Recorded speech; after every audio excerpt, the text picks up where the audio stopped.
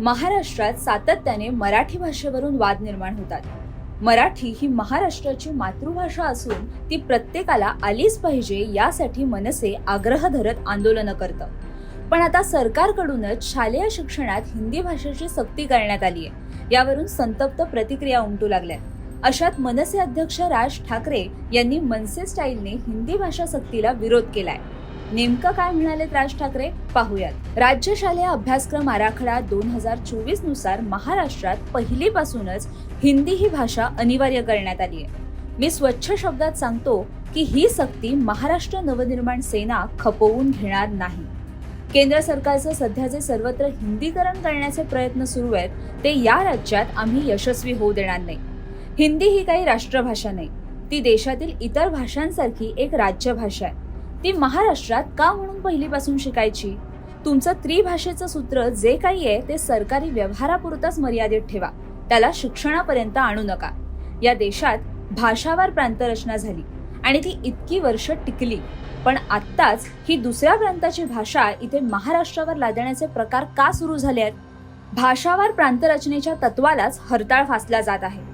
प्रत्येक भाषा ही सुंदरच असते आणि तिच्या जडण्या घडण्याच्या मागे एक दीर्घ इतिहास असतो, परंपरा असते आणि ती ज्या राज्याची भाषा असते त्या राज्यात तिचा सन्मान राखलाच गेला पाहिजे.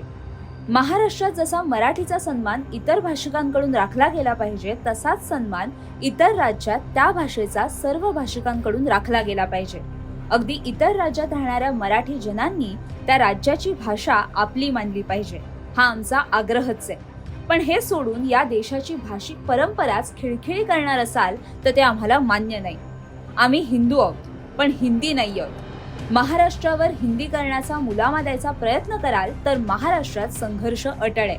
या सगळ्याकडे पाहिलं तर लक्षात येतं की सरकार हा संघर्ष मुद्दामून घडवत आहे. येणाऱ्या आगामी निवडणुकांमध्ये मराठी विरुद्ध मराठीतर असा संघर्ष घडवून स्वतःचा फायदा काढून घेण्यासाठी हा सगळा अट्टहास सुरू आहे का? या राज्यातील मराठीतर भाषिकांनी पण सरकारचा हा डाव समजून घ्यावा. त्यांना तुमच्या भाषेबद्दल विशेष प्रेम आहे असं काही नाही. त्यांना तुमची माथी भडकवून स्वतःची राजकीय पोळी भाजून घ्यायची आहे. आज राज्याची आर्थिक व्यवस्था बिकट आहे. सरकारकडे योजनांसाठी पैसाच शिल्लक नाही. मराठी तरुण तरुणी नोकरीच्या प्रतीक्षेत आहेत. कर्जमाफी करू असं निवडणुकींच्या आधी सांगितलं, पण पुढे ती केलीच नाही. त्यामुळे कर्जमाफीच्या आशेवर असलेला शेतकरी निराश आहे आणि उद्योग जगताने महाराष्ट्राकडे पाठ फिरवल्यासारखी परिस्थिती आहे. जेव्हा सांगण्यासारखं किंवा ठोस दाखवण्यासारखं काहीच नसतं, तेव्हा फोडा आणि राज्य करा हा ब्रिटिशांचा मंत्र इथे वापरला जातोय. अशी शंका यावी अशीच पावलं सरकारकडून उचलली जात आहेत. बरं, हिंदी भाषेची सक्ती महाराष्ट्रातच का?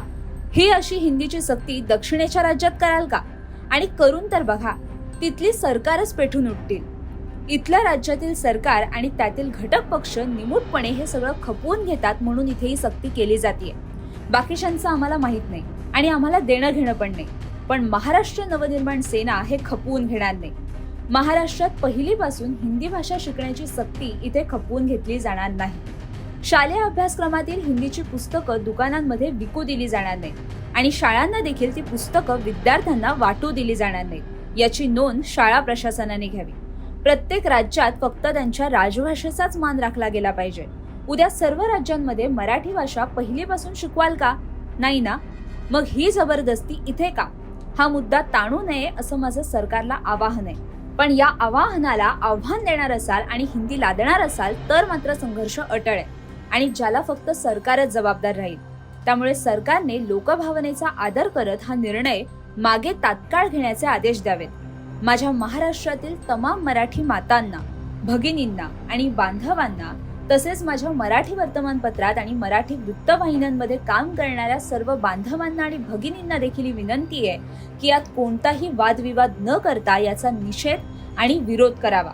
आणि हो, महाराष्ट्रातील इतर राजकीय पक्षांना जर थोडं जरी मराठी भाषेबद्दल प्रेम असेल तर ते देखील याला विरोध करतील.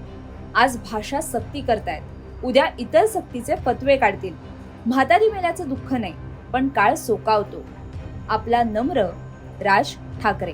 तर हिंदी भाषा सक्तीला विरोध करत राज ठाकरे यांनी मांडलेले मुद्दे योग्य वाटतात का आणि महाराष्ट्रातील शालेय शिक्षणात हिंदी भाषा सक्तीची झाली पाहिजे का याविषयी तुम्हाला काय वाटतं हे आम्हाला कमेंट करून नक्की कळवा.